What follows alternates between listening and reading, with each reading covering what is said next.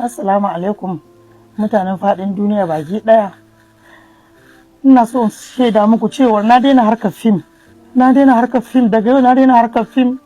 Shekara ta 20 da wani abu ina harkar fim amma har yanzu ba abin da na tsina na wa kaina. Saboda dalilin da san ce muku na daina fim saboda halin da nake ciki. Tun ina haƙuri na kasa haƙura.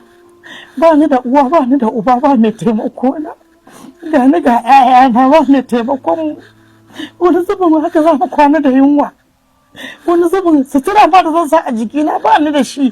Kawai dai ai mutum yana kokari ne don ya rufa kansa asiri, ka a ce baya kokari, amma wannan abin ya kai ni bango.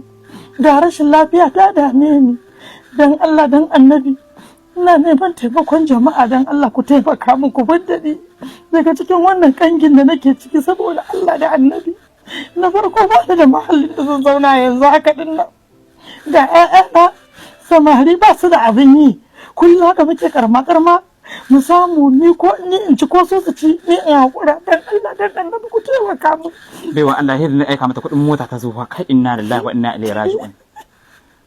Gaskiya to ka san yawanci ayyukan dai da ya danganta ga kamfani wani kamfanin ka ji za a iya baka kamar 5,000 10,000, idan kuma yara ne ƙanana hakan da ba wani aiki ba wani kamfanin da su ba za su iya baka 3,000 2,000. Ka gani aikin da kawai ake ni wala har Allah dan annabi jama'a, dan Allah dan annabi ku taimaka mata,